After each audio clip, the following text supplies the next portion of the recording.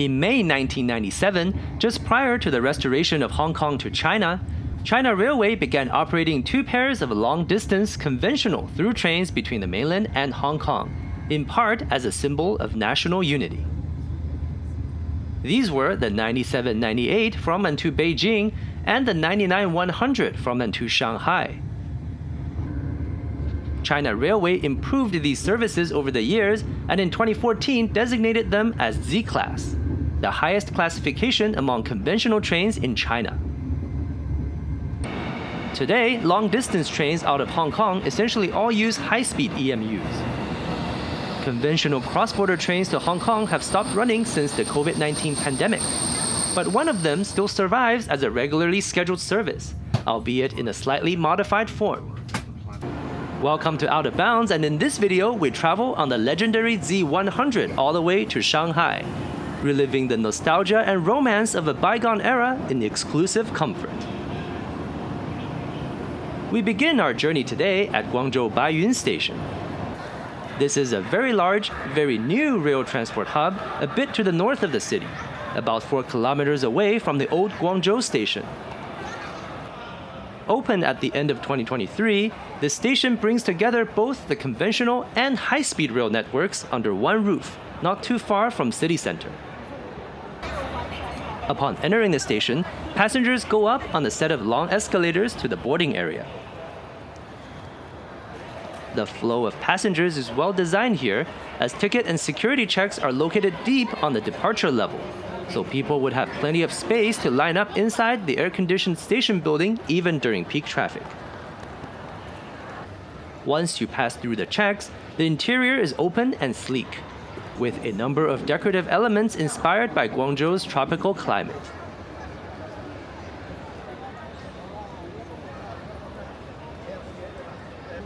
Because I have a deluxe soft sleeper ticket, technically I get access to a small lounge here.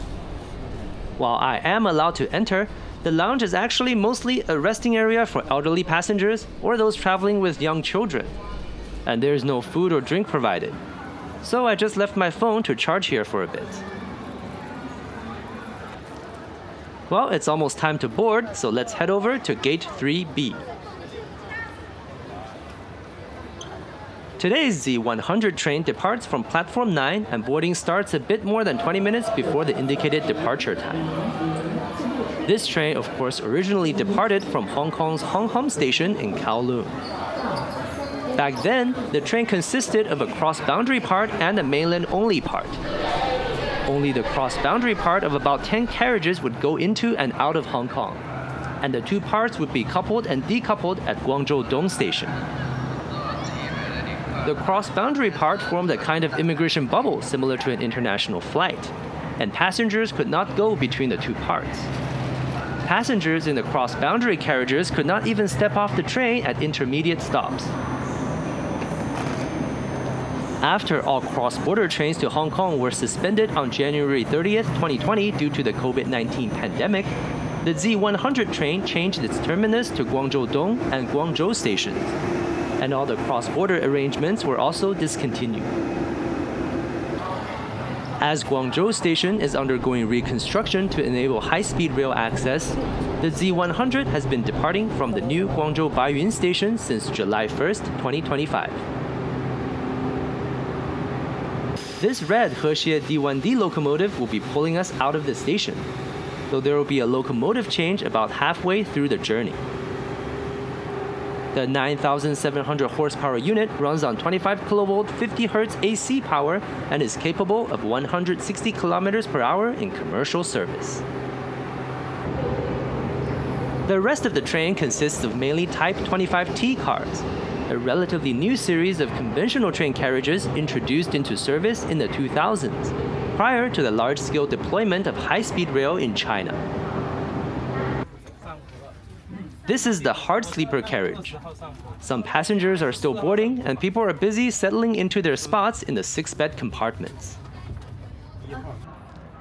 Next is the soft sleeper carriage.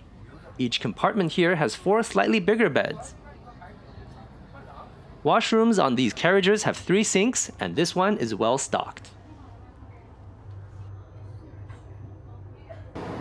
we continue to our car 9, which is a special Type 19T carriage. The 19T is a deluxe soft sleeper developed from the 25T platform. The reason it is so called deluxe is because compartments here are 2-bed suites with a comfortable sofa chair and ensuite bathroom. There are 8 rooms per carriage with maximum capacity of 16 passengers. Unfortunately, there is no onboard shower, but on non-busy days, solo travelers often get to enjoy the compartment as a private room. For 1,077 Chinese yuan, a private room on an 1,800-kilometer overnight train sounds like a great deal. This carriage has apparently been in service for many years, but it just completed scheduled maintenance and rejoined the fleet in July 2025 when the train's terminus moved to Guangzhoubaiyun.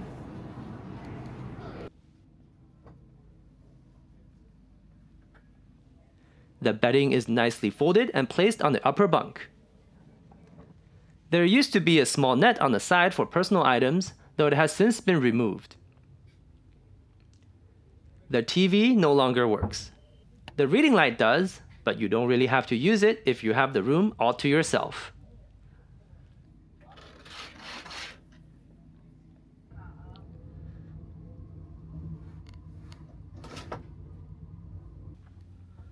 There is a small cabinet above the sofa and there is even a safe, though I doubt anyone really uses it.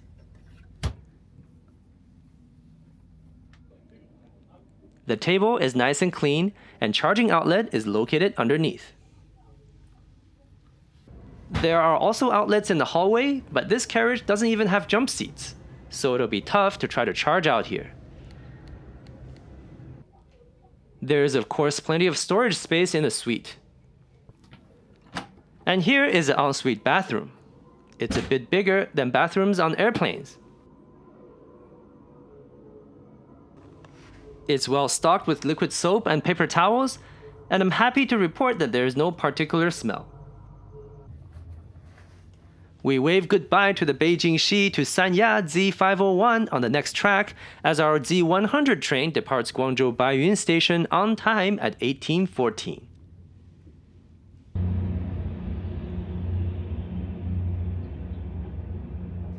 We're traveling north and the late afternoon sun streams through the left side window, filling the suite with a pleasant golden glow.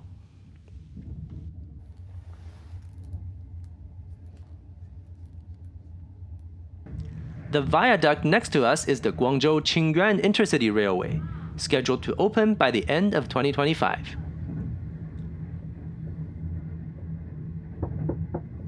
The onboard staff is coming around to hand out toiletry bag and bottled water. The bag has toothbrush, comb, and even earplugs inside. That's more than some hotels give you nowadays, isn't it? A bit after 18:30, we pass Guangzhou Bay Station on the edge of the city.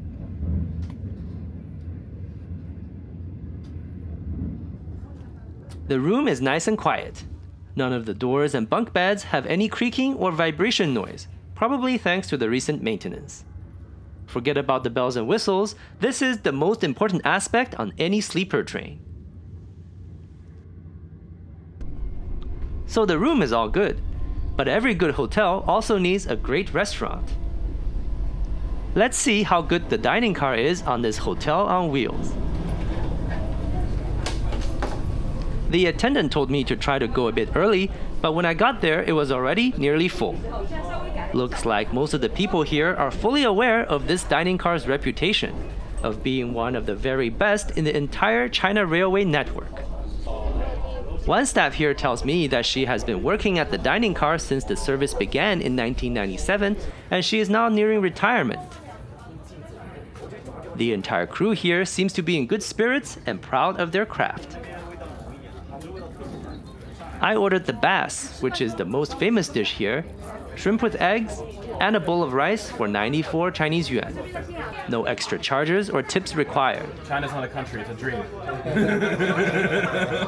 I really wish I could convey the exquisite aroma and flavor across the screen to you, but I guess some things are just meant to be experienced in person, and words cannot do justice. All I can say is, if you want a taste of the best food on China Railway, come ride the Z100, come to the dining car, and come hungry.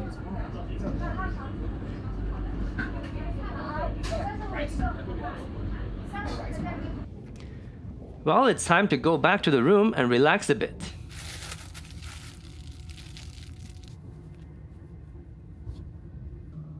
We are in southern Hunan now and nearing the city of Chenzhou, home to 4.5 million people. You can't see much other than the lit riverbanks, but the rice fields of southern Hunan is an important agricultural region of the country. We passed Chenzhou Station at 2200 next to the K536 train from Shenzhen to Luoyang.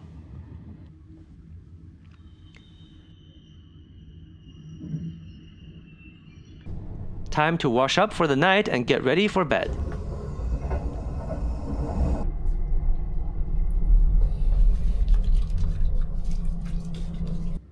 The mattress is on the firm side but still comfortable. The beds have a lot of both leg space and head space, so even passengers on the taller side should be fine here.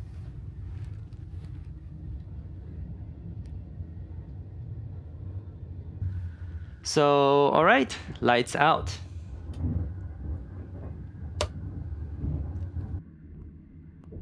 In the middle of the night, the Z100 makes a technical stop at Zhuzhou Station. This is to reverse the train from the northbound Beijing-Guangzhou Railway onto the eastbound Shanghai-Kunming Railway. In some previous timetables, Zhuzhou was a proper stop with passengers getting on and off the train. But as of filming, it is just a technical stop where carriage doors don't even open, which I suppose spares onboard passengers from the shuffling of people getting on and off. The Guangzhou Bureau locomotive that has been pulling us will detach, while another locomotive from Shanghai Bureau will attach on the opposite end. Of course, we cannot be outside to see these in action. Even while the locomotive is detached from the train, the carriages still has power and the air conditioning stays on. Perhaps we're connected to a separate ground power supply. We stop here for about 30 minutes and reverse out of Zhuzhou Station at 1:31.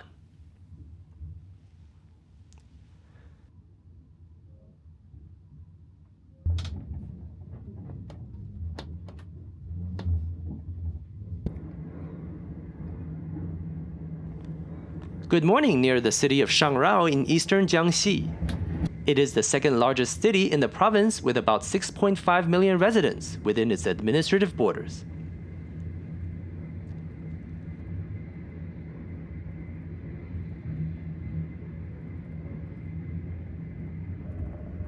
The terrain is somewhat hilly here and a number of high-speed lines pass over us on viaducts.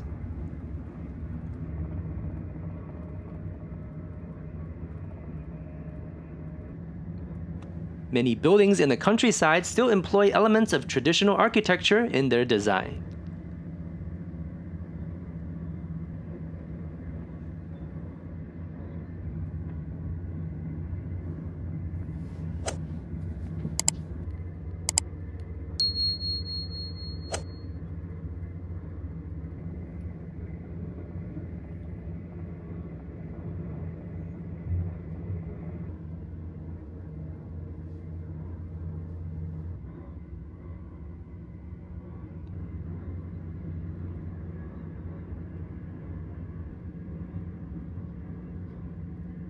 We are now passing Jiangshan Station, the first major station in Zhejiang Province. Jiangshan is known for agricultural products such as kiwis and industries such as cement and mining. Our Z100 even passes a high-speed train here, as the G7372 from Jiangshan to Fuyangxi slows down for Chuzhou Station ahead.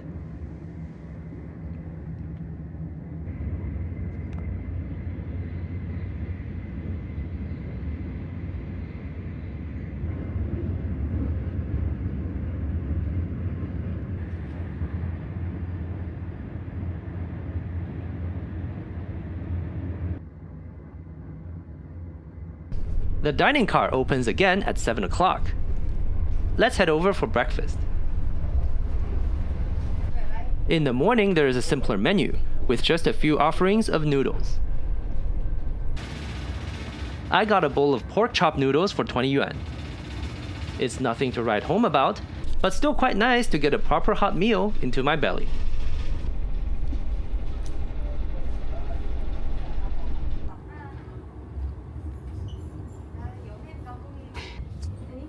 I'm just finishing up when our train rolls into Jinhua Station, the first stop since leaving Guangzhou 13 hours ago.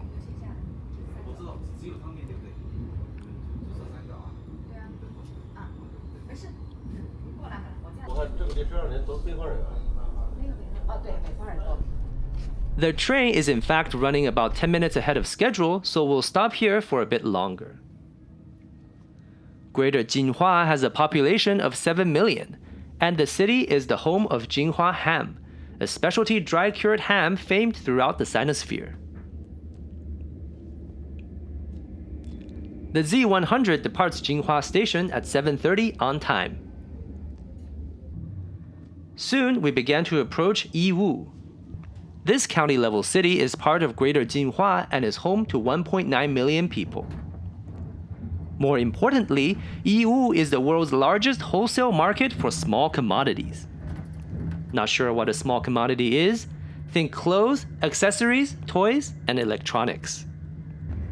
The magnet and shot glass and whatever other souvenir goods you got from your last vacation, wherever in the world, also probably came from the markets of Yiwu.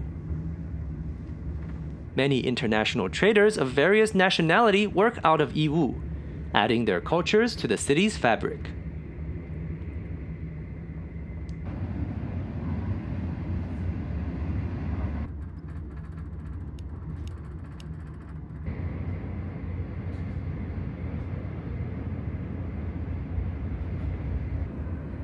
Our train is now approaching the outskirts of Hangzhou, the capital city of Zhejiang. Hangzhou ranks as one of the most elegant and sophisticated cities in all of China, both due to its beautiful natural setting and because of its history as an imperial capital. In the year 1127, the Jin armies led by the Jurchen people of northern China sacked the city of Kaifeng, the capital of the Song dynasty, and also captured most of the Song imperial court. Zhao Go, the lone royal of age who was able to flee, became Emperor Gaozong and eventually re-established the Song court in Hangzhou in 1129.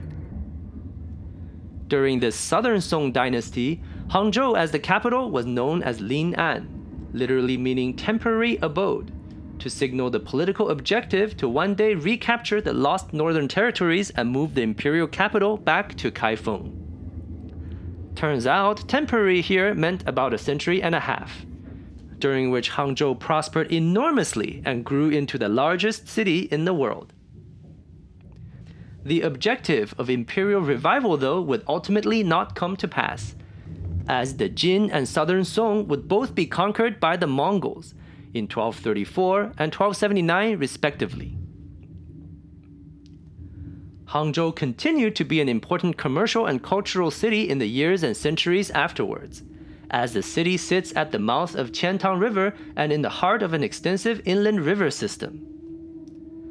Specifically, the Bay of Hangzhou, where Qiantang River empties into, narrows from about 100 kilometers across to just under 20 kilometers east of Hangzhou, funneling massive amounts of water which periodically cause the Great Qiantang Tide, the largest of which happens around Mid-Autumn Festival.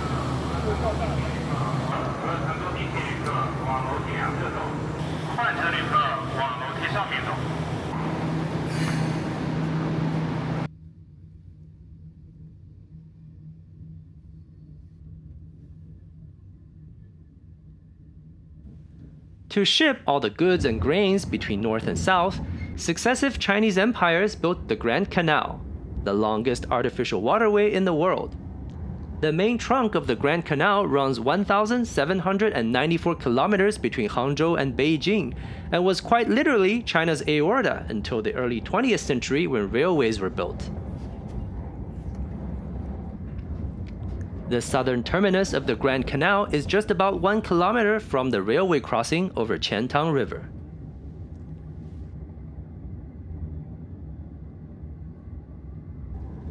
Today, Hangzhou is a megacity with population over 13 million. It is one of modern China's major hubs for tech and new economy, with companies such as Alibaba and DeepSeek calling Hangzhou home.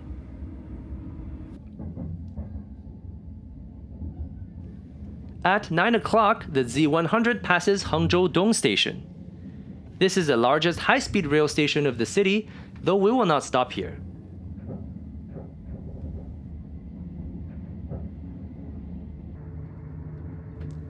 We are now entering Jiaxing, the last major city before the train crosses into the administrative boundaries of Shanghai. Situated right between Hangzhou and Shanghai, Jiaxing was the stage of a dramatic episode in modern Chinese history.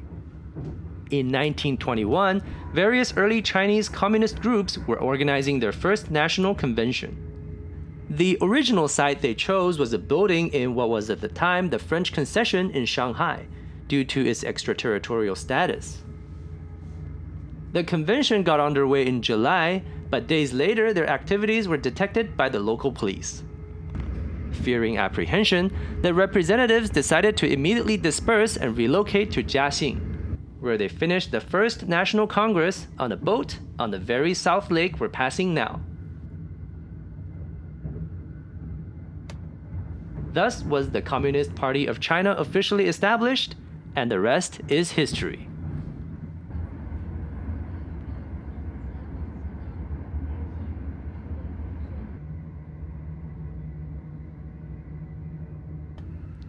We have crossed into the administrative boundary of Shanghai, though we'll still pass many stations on the remaining 82 kilometers of tracks. Shanghai is a city that needs no introduction. Located at the mouth of the Yangtze, China's longest river, Shanghai grew into prominence in the late 19th century and is today one of the most advanced global cities in the world. The railway we're traveling on were initially completed in 1909 using funds raised by the local provincial governments. Demand on the Shanghai-Hangzhou route has since far outstripped what this conventional line could support.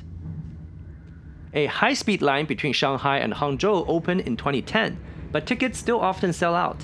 So a second high-speed line is now being built with expected opening in late 2029.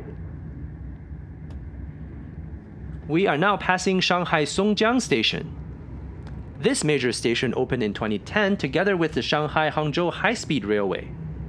Since then, many conventional trains that used to access more central stations in Shanghai have also had their termini relocated here. Perhaps one day the Z100 will also terminate here, but that day is not today.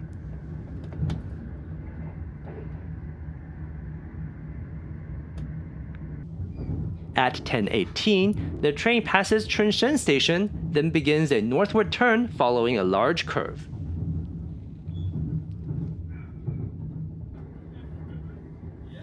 The tracks take us just west of the Hongqiao Transportation Hub, which integrates an international airport, high-speed rail, and Shanghai's metro system.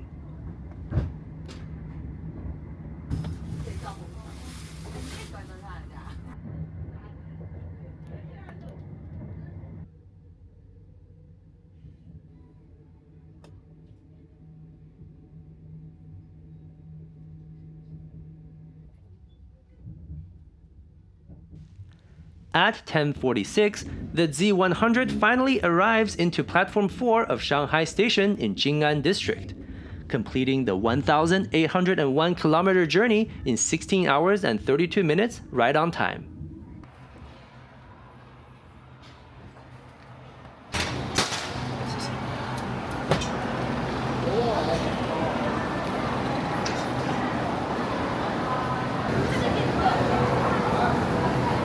Prior to the COVID-19 pandemic, though, this train would have of course stopped at Platform 1, with a part of the platform fenced off and passengers from Hong Kong needing to complete mainland China border procedures. Although the railway border crossing at Shanghai Station has since been officially closed, You can still see the immigration passage once exclusively used by disembarking Z100 passengers.